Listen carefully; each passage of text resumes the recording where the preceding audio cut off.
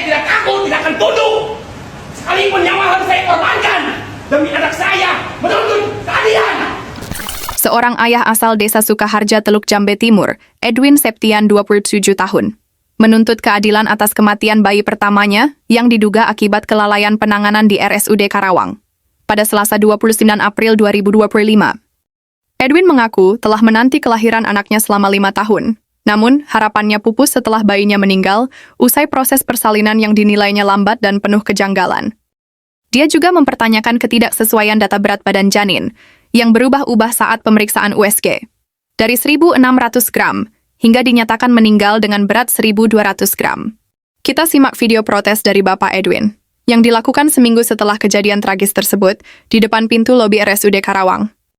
Apalagi teman sejawat, bidan, perawat, apapun dokternya, dia melakukan tindakan kesewenang-wenangan.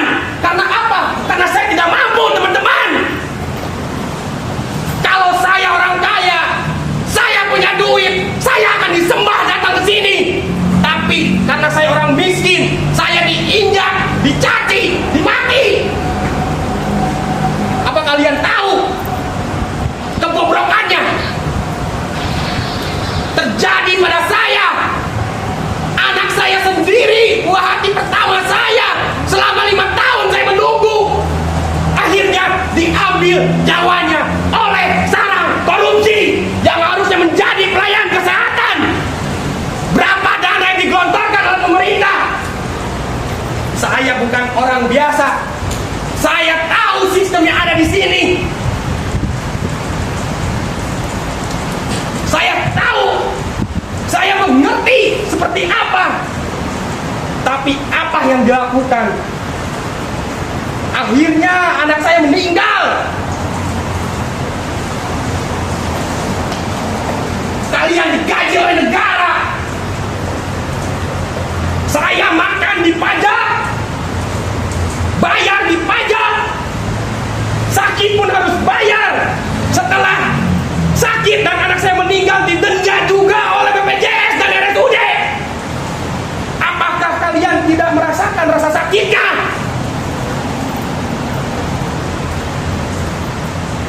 Coba tolong keluarkan, mana dokter alam?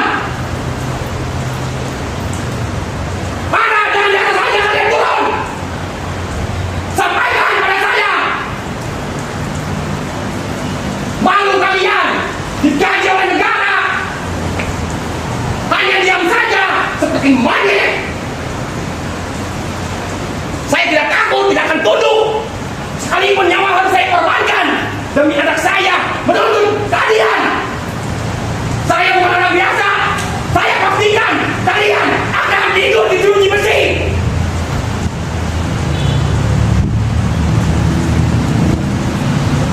Apa kalian lihat? Turun, berikan klarifikasi. Apa Anda takut karena Anda salah? Siapa tahu, turun. Jangan hanya diam. Kalian digaji oleh negara. Duduk manis di ruangan ber-AC, tapi pelayan kalian kayak tai. Menanggapi hal itu, Direktur RSUD Karawang Andri S. Alam mengatakan bahwa inti permasalahannya adalah kesalahpahaman antara pihak rumah sakit dengan pasien. Begini kata beliau. Ini berkaitan sama pelayanan, jadi kita lagi rencana akan ada audit dulu, audit internal dulu ya.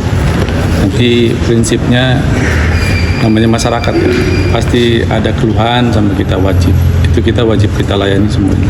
Nah, tudingan kita dia akan terkait perbaiki. ada kesalahan itu bagaimana sih Pak? Apa? Tudingan dari korban kelalaian. belum. Nanti kita harus audit dulu kan. Nanti masalahnya ada di mana gitu. Ini kan hanya kesalahpahaman saja.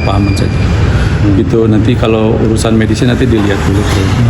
Kan ini interpretasi saja. Interpretasi. Ini kok begini, ini begini.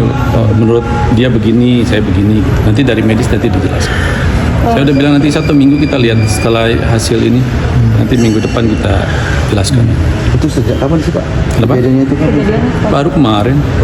ya. Akhir April ya. Itu progresnya seperti apa sih? Nanti tanya di itu. Makanya belum bisa saya jelasin. Nah, tadi pihak korban juga tidak mau menjelaskan kronologinya Pak. Ya nanti makanya kan nanti dijelasin dulu. Nanti keluhannya kan udah dicatat, tadi udah diskusi.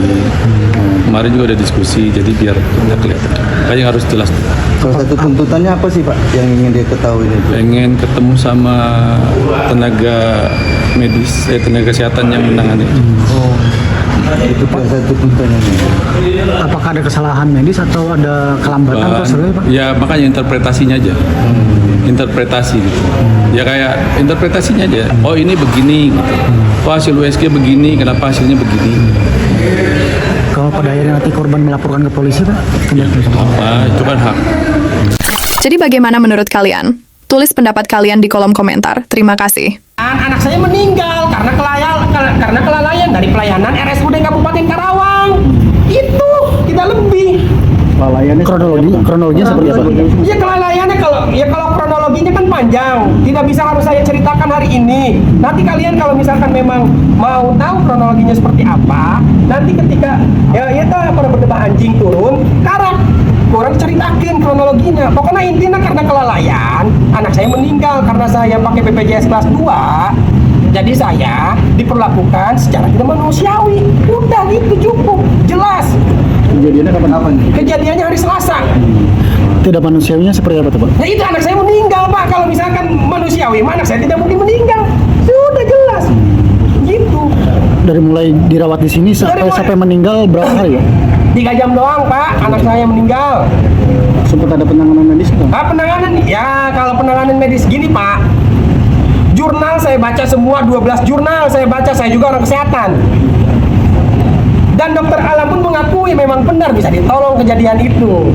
Waktu bertemu dengan saya. Tapi mana kenyataannya? Karena di sini SDM-nya pada kurang, akhirnya tidak bisa menolong anak saya. Kan gitu. Anak Bapak usianya berapa? Bayi baru lahir Pak.